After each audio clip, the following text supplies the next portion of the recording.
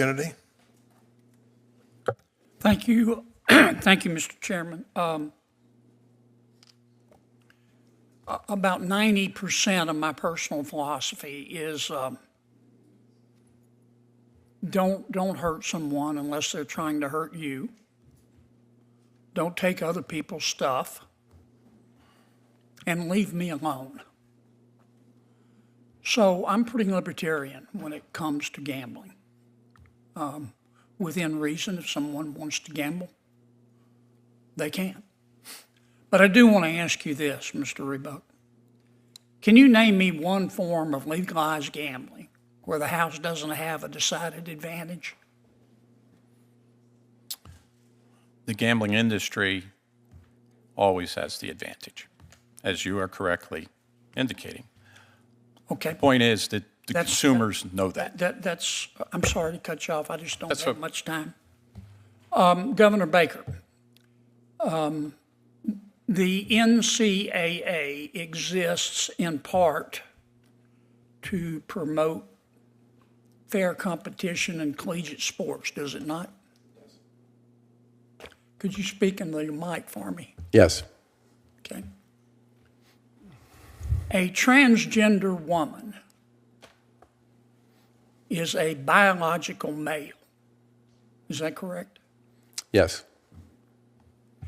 And a biological male is always going to have a physical and a physiological advantage competing in a collegiate sport against a biological female.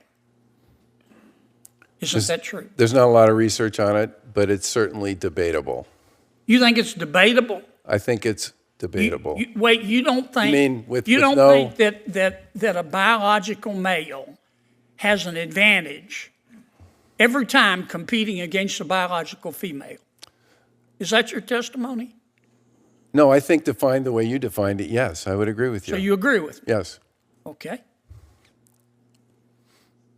So why does the NCAA, why do you, your job is to promote fairness in collegiate sports.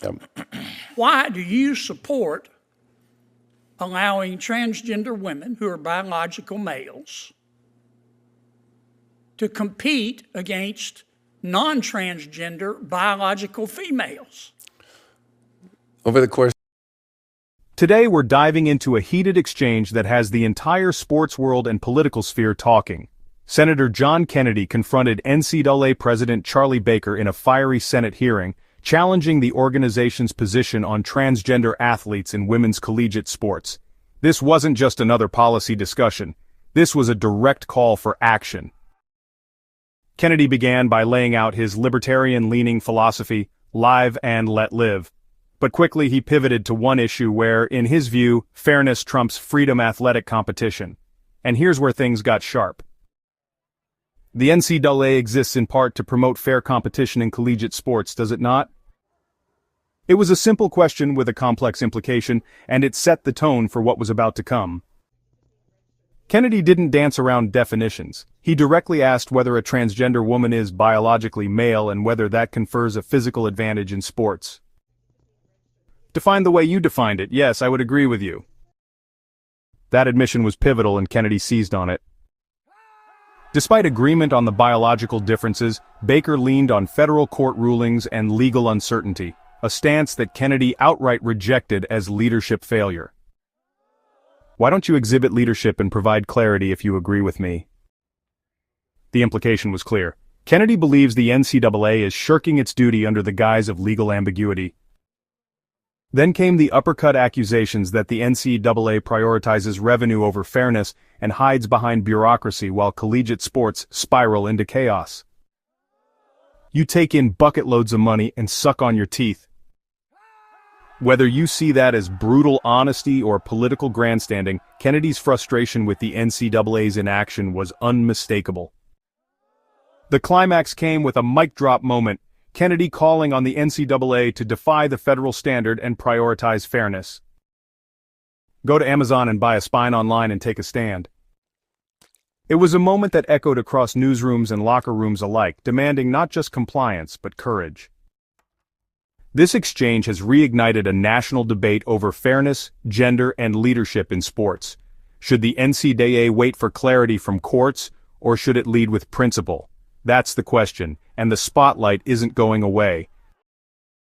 If you found this breakdown insightful, hit like, subscribe for more political deep dives, and let us know in the comments, should biological males be allowed to compete in women's college sports? We want to hear from you.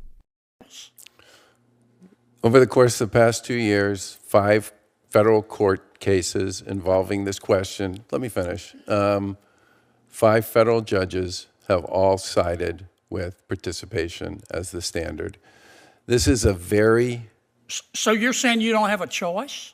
I'm saying that under the current dynamic, there is not clarity on this issue legally. Well, why don't you exhibit leadership and demonstrate leadership and provide clarity?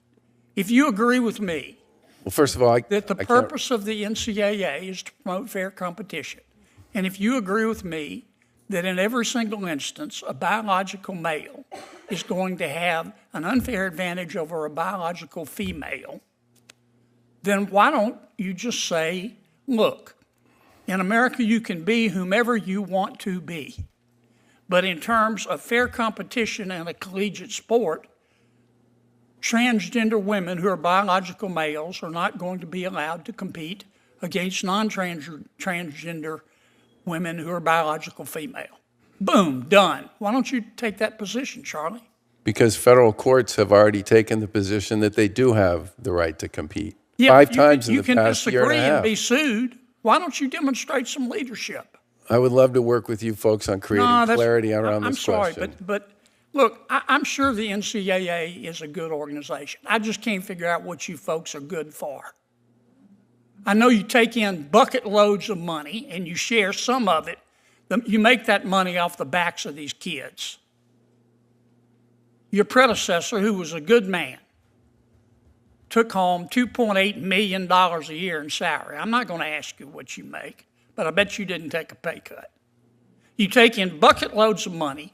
We got problems in collegiate sports with the transfer portal and the NIL and now gambling and biological males, you allowing biological males to compete against biological females.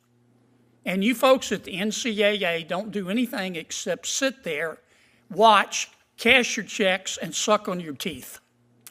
I would argue that we've made a lot of progress on a bunch of those Why don't issues. you take a position on transgender biological males competing against females? You just told me it wasn't fair. There's a federal standard on this is one that we would work with you on if you wish to work on it.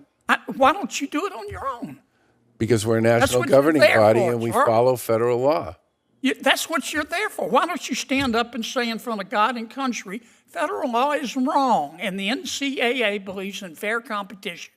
We also believe in equality. If you want to, in America, you can be whatever you want to be. You can be whomever you want to be. But our job is to promote fairness in sports. Our job Biological males are not going to be allowed to compete against biological females. Why don't you go to Amazon and buy a spine online and take a stand? Thank you, Senator Kennedy. Next is Senator from Vermont. Senator Schiff, I'm sorry, from California. Thank you, Mr. Chairman, and thanks for holding this hearing, which has been fascinating.